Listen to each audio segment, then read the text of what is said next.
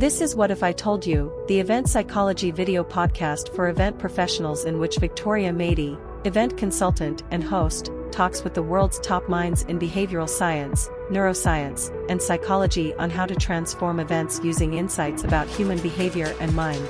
For more science-based tips, join Event Psychology Club at eventpsychology.gumroad.com.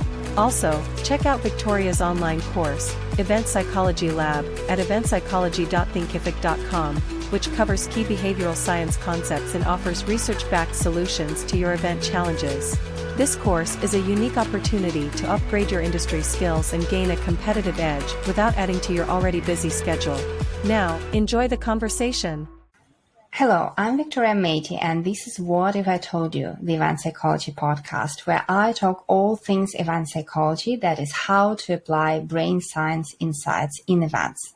Today, my guest is Diana Lucaci, co-founder of True Impact, offering concept testing and conversion rate optimization to brands and agencies. She is a board member of the Canadian Research Insights Council and committee member of the Standards Council of Canada. Diana advises mid-large organizations including Canada Post, General Motors, Costco, and others. She holds a degree in neuroscience and psychology from the University of Toronto. Welcome, Diana. Thanks for coming. I found Diana on LinkedIn a long time ago when I first read about the Canada Post research. And I hope we will discuss it too. But I think that this is the first time I'm mentioning the term neuromarketing in this podcast, and I wanted to start just with that. So what is neuromarketing? Simply put, neuromarketing refers to the combination of neuroscience to marketing. So you take neuroscience insights and information that we have known for, the last 100 years, and we apply that to the way we do business and the way we send communications to people. Essentially, the point of neuromarketing is to make sure that whatever content or marketing is being put out there, any message should be eye-grabbing, should be easy to understand, should be persuasive, and should not confuse the customer, and it should not clutter up the space, right? The marketing space. So that's what it's all about. It's about optimizing that ad so that brands save on cost, agencies are able to stand out better, and the customer feels like they can quickly understand what is being communicated.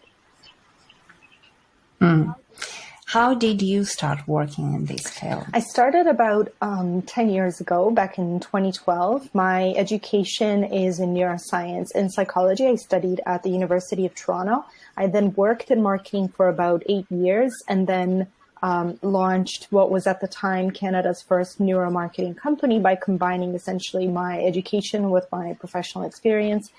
And it was part experiment, part curiosity, but essentially we have evolved to really follow market demand and changed a lot in the last 10 years along the way.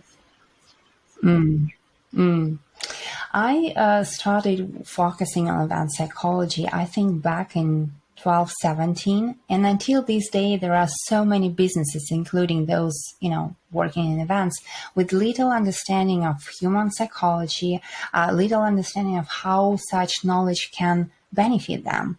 And when I watched your TED Talk, I think from 2016, you also say that businesses have little understanding of psychology and what goes on behind decision-making.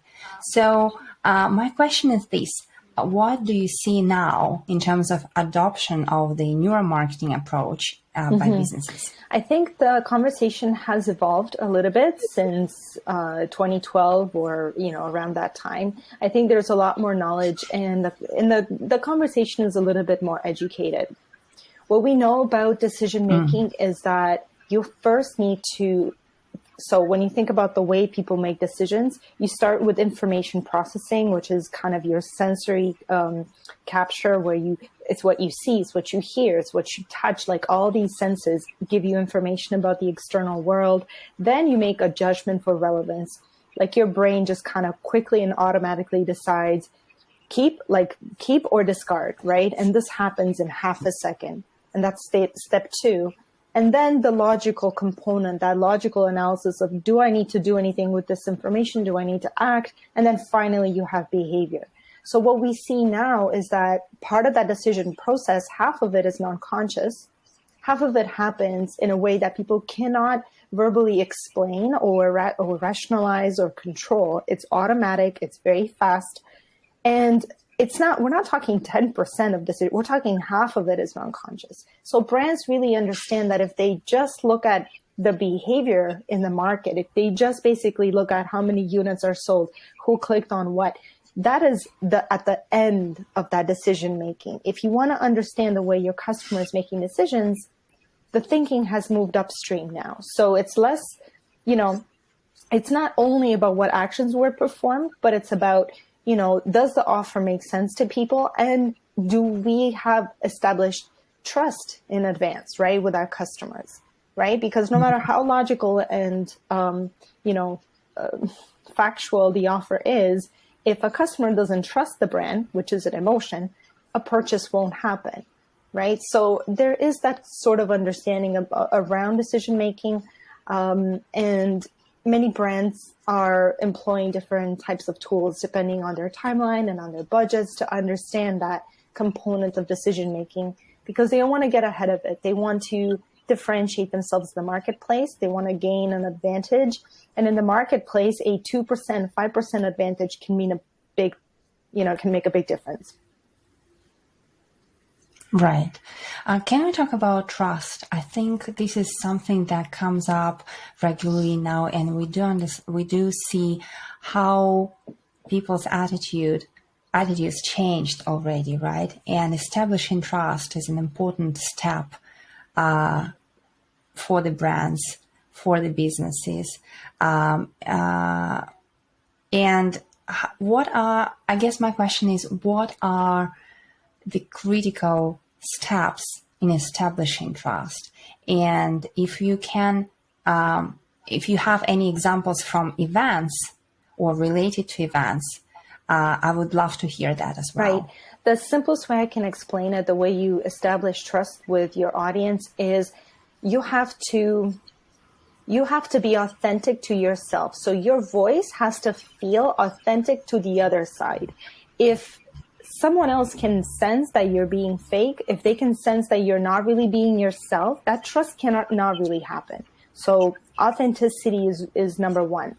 Second, what you say and what you do needs to come from a place of knowledge. So people have to look at that and think, wow, okay, they know what they're talking about. Like, that information is accurate. So they need to feel that you do know what you're talking about, which is, one component of it. Some people think that trust is based entirely on that, but that's not exactly true. You need to be true to yourself. You have to have an authentic voice, and you have to know what you're talking about. And finally, you have to act in your customer's best interest, right? So that customer, that audience needs to feel that you have their best interest at heart and that you think about what's best for them, right? And as soon as that feeling is established, which is not quantifiable, this is something that, people kind of judge from one human to another within the first 30 seconds of talking to somebody, right? If I can feel like, yeah, you do have my best interest at heart, you do want to act in a way that's going to benefit me, you know what you're talking about. And finally, I can see that you're being yourself, you're not faking something. Those are the kind of components that, get you to that level of trust with somebody. And then, obviously you need the maintenance, the consistency in behavior, which is more important than always being perfect. So as a brand, it's very important that you own up and you realize that if you slip somewhere, if you made a mistake, you own that and you kind of admit to it. And it's about how quickly or how well can you get over that and resolve it, right? So that is a sort of thing that can then build loyalty in time.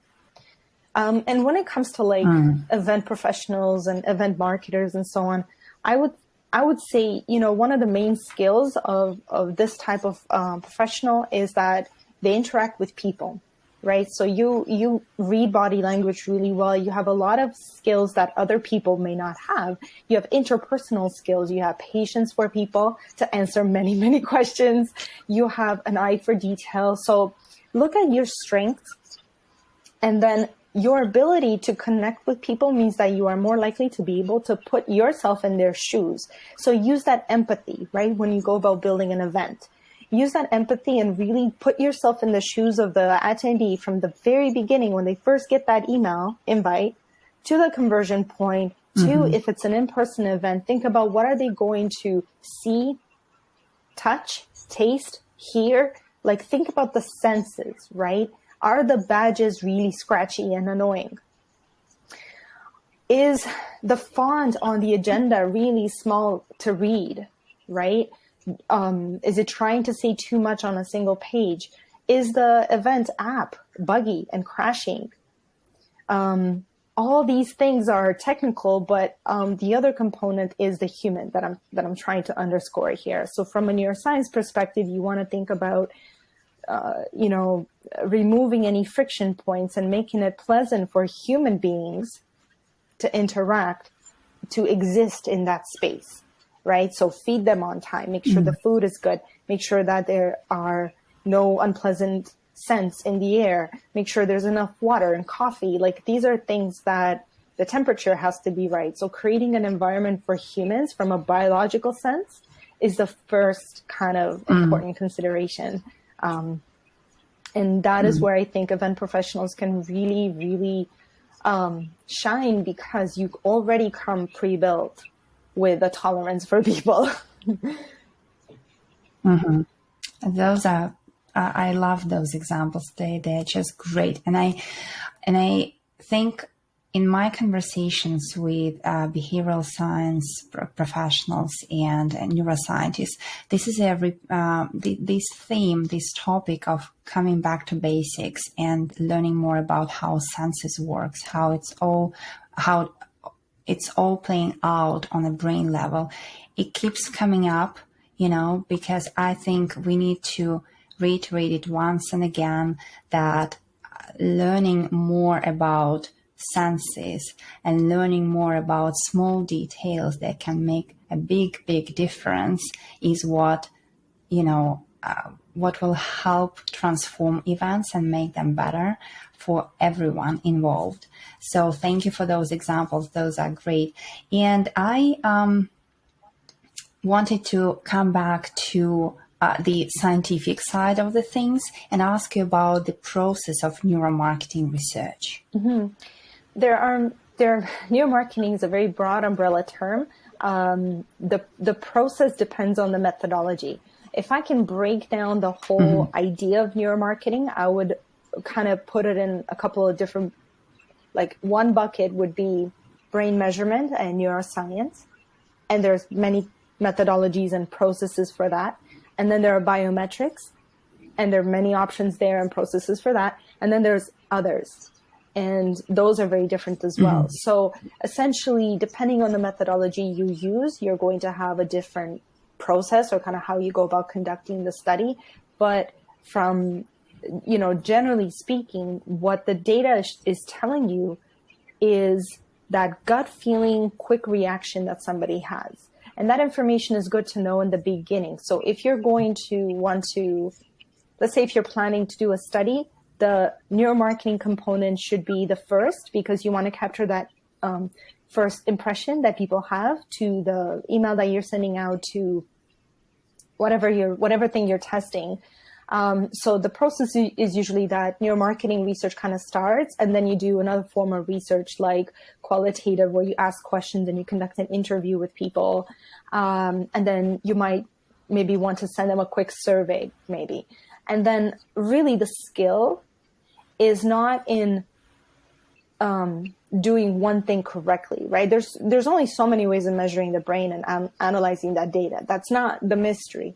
The real skill is in connecting these dots, right? So when you think about, like, I want to learn about this audience and I want to know more about them, you want to start with what gets their attention, what triggers their emotion, what gets embedded into memory, what do they say, what do they do?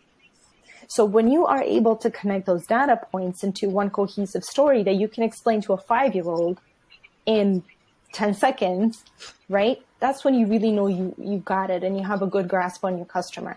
So neuroscience, neuromarketing really sits within a broader understanding of an audience in that way. But I can see some event planners may think, well, that's not for me. I'm a small business or I'm a freelance, I don't have the capacity to perform, or, use findings from the eye tracking research.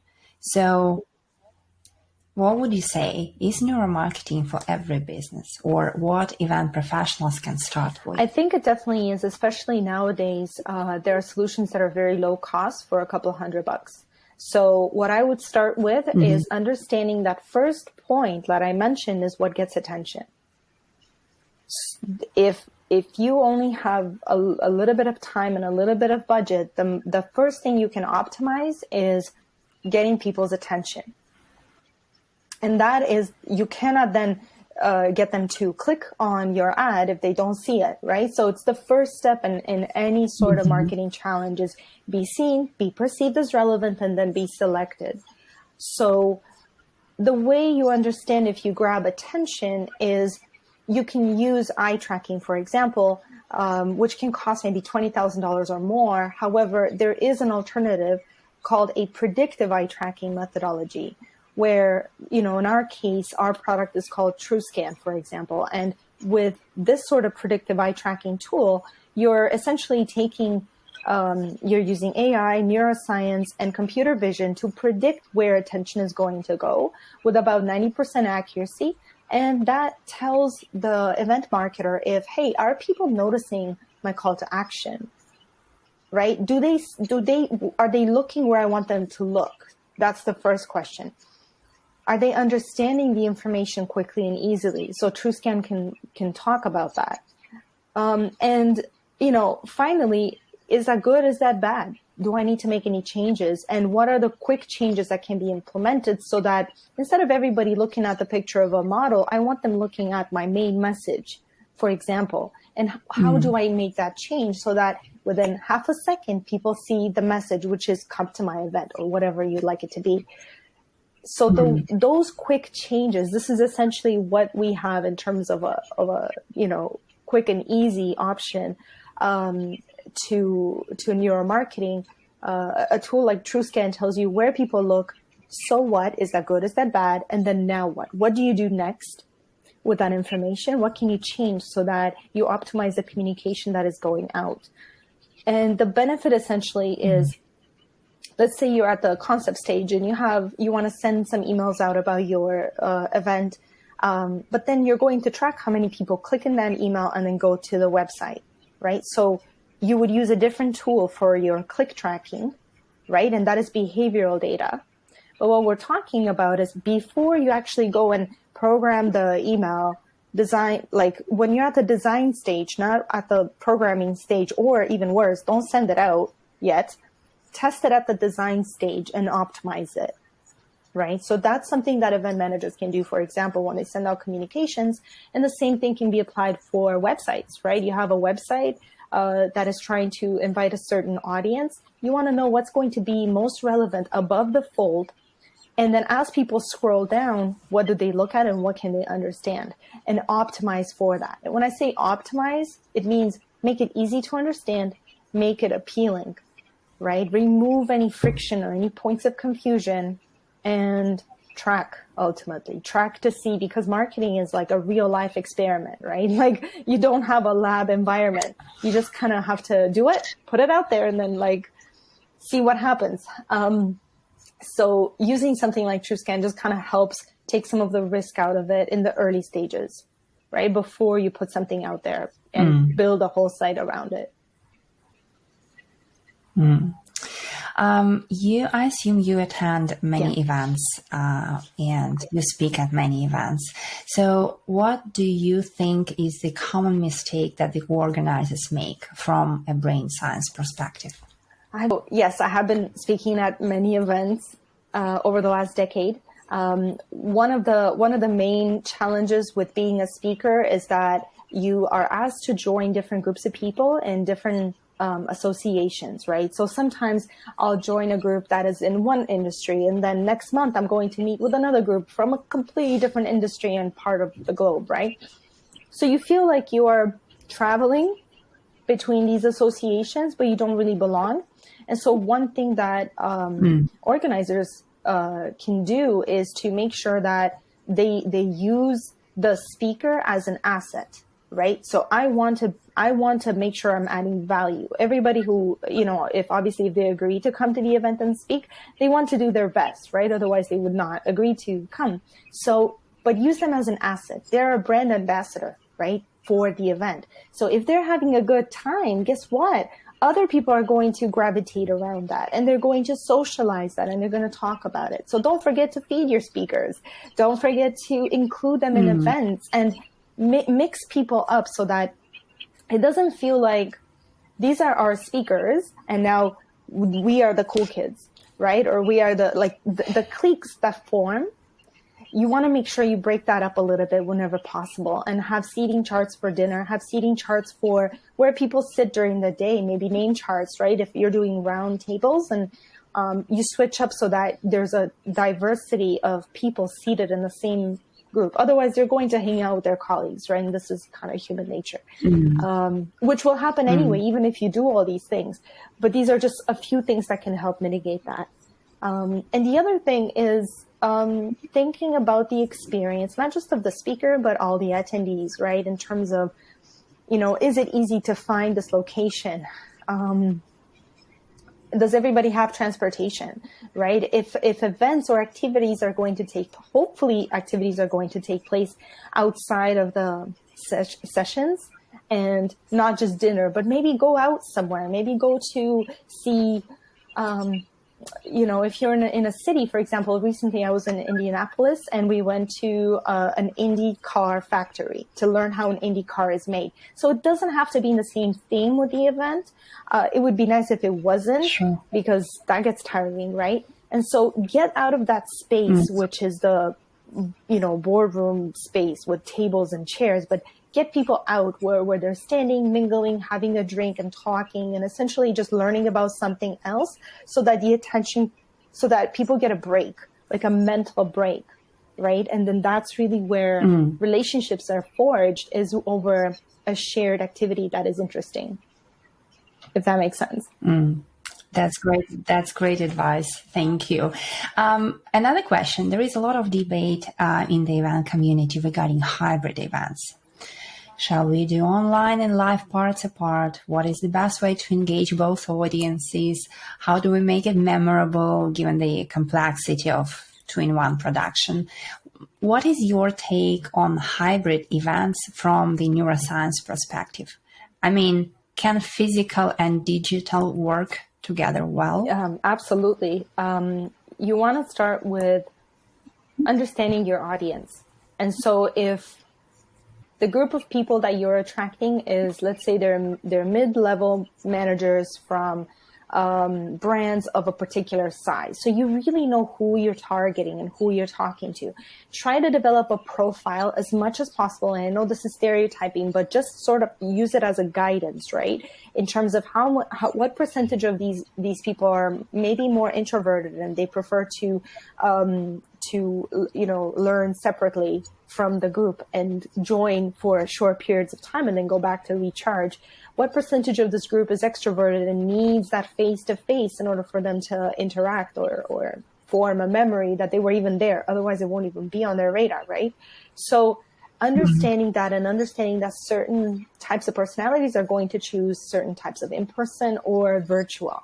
Now, you want these worlds to communicate. And so if there's a networking opportunity, incentivizing or making it fun for people who are online to get a chance to meet and chat with people who are at the event. You know what I mean? Like connecting those worlds so that it feels like they are there without having to be there. Maybe they're unable to be there. The other thing, I would make it really easy for people to pose questions and either anonymously or if if there's one point of contact, or, some people are comfortable asking a question in front of an audience at the end of a Q&A after I finish a presentation. Some people won't, and they'll approach me afterwards one-on-one, right? So just creating that opportunity for every type of personality to interact. And that starts with human understanding. That starts with understanding of what motivates the attendees to come here. Somebody's sent there by their boss and they don't want to be there. Somebody had begged to go to the event and they had to really justify it, right? So they want to come back. Everybody has the will to kind of get something out of it. I think, I was going to say our job, but your job as event managers is essentially to understand what is that motivation that everybody's coming with.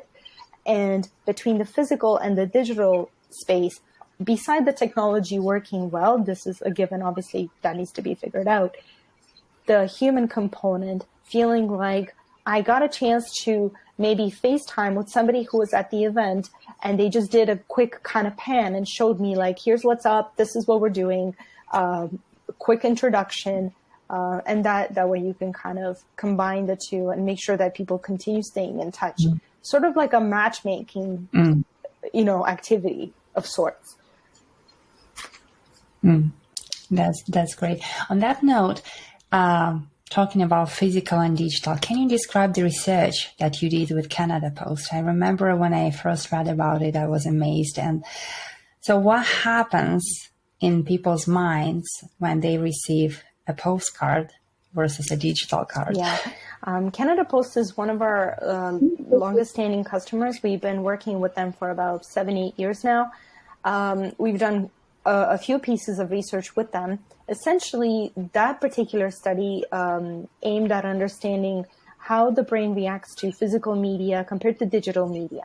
And there's a follow-up to that study as well about the sequencing of physical and digital and how you want to do that properly or better to optimize that conversion rate. When somebody receives a piece of direct mail, a few things happen. There's the intent of the marketer, and then there's the receiver, right? So it takes one person to say it and the other person to hear it. And those two realities can be completely different, right? So the person sending it, the marketer, wants that communication to be noticed at the mailbox, not immediately thrown in the recycling. They want the communication to be read, opened, kept, shared. They want people to convert to contact that brand or that, to convert to that message. And then on the side of the receiver, when you are in the space, let's say you're at the mailbox and you're receiving something, what marketers need to remember is that their brand is not the first thing people think about as they go through their life. So we're not walking around thinking about the best car insurance. And we don't live like that, right? So when you're entering somebody's awareness, starting with context a little bit, starting with an image that describes, for example, this is about auto insurance, like a visual that connects me to that, as opposed to, bouncy castles, I don't know. So bring me into the world of what you're trying to say very quickly with imagery, and the feel of the actual material of the paper really matters.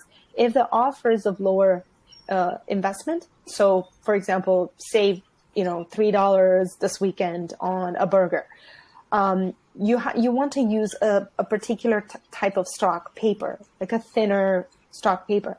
If the offer is for $500 off a cruise or a vacation, you want to use a thicker stock paper. So the level of investment really matters in conveying the value of the product and the quality of the product, that perceived quality of the product, right, in the person's mind. And so essentially what was found in that research was that print media in general has a bigger footprint in the brain, in the sense that when somebody's holding a communication in their hand, a different evaluation process is happening than when they're seeing it on screen. You have no distractions, you have no pop-ups, right? So you're reading only what you're holding. There's no other open windows, so to speak. So you have the opportunity to, you get people's attention. Once they start, they're more likely to continue reading it. The physicality of it, like I said, translates and to the user, to the reader, that this is a particular value. This message holds weight, literally in paper weight, right? So you feel that in your hands.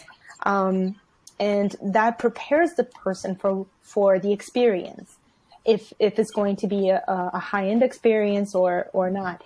And it takes less effort to understand. We found that when we measure a metric called cognitive workload, essentially the brain finds it a lot easier to understand the message, to find and to understand the message. So what you want essentially in a communication, whether print or digital, is you want the communication to be easy to understand, because our brains are created to avoid difficulty. We choose the path of least resistance. So if you make something that is simple, the next challenge is to make it motivating, to make it persuasive in some way. Maybe it's funny, maybe it's interesting, maybe it's really relevant. But when those things align, really motivating and easy to understand is really where you see higher conversion rates.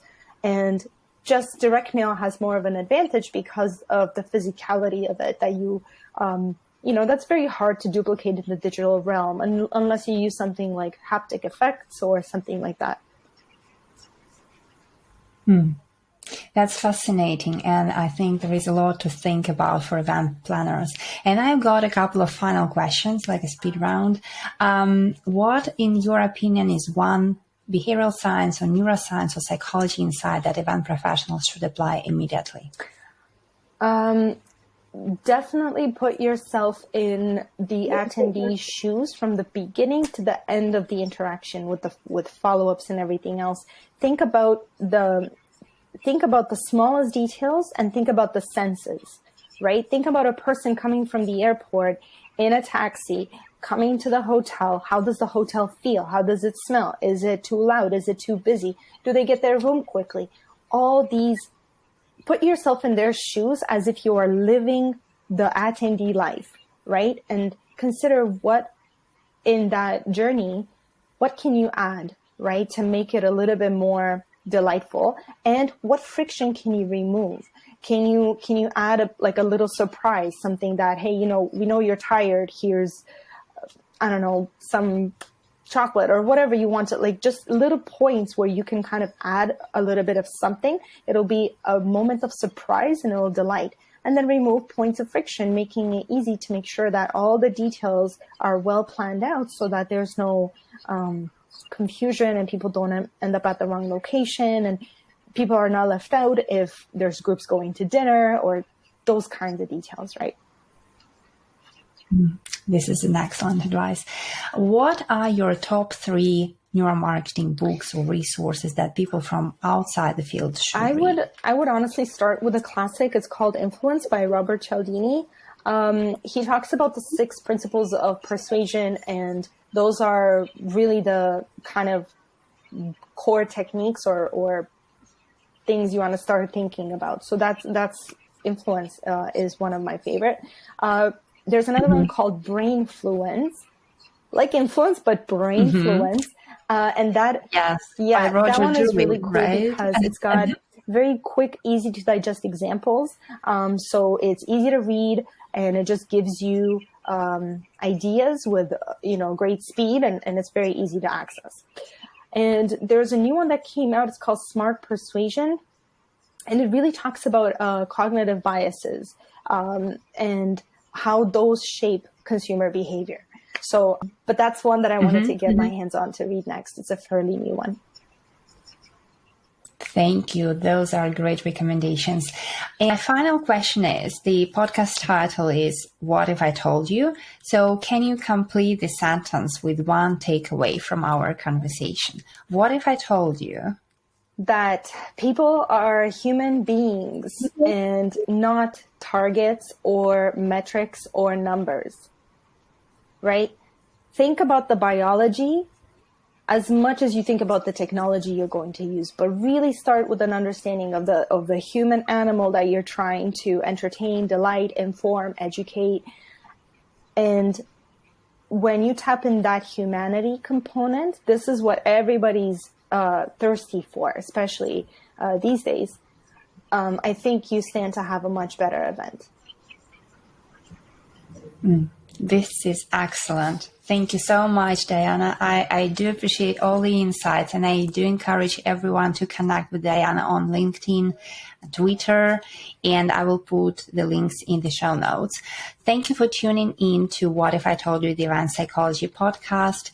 And I encourage everyone to join the Advanced Psychology Club, where I share a lot of research findings, practical tips, and episodes recaps as well. Thank you again. And until next time, bye-bye.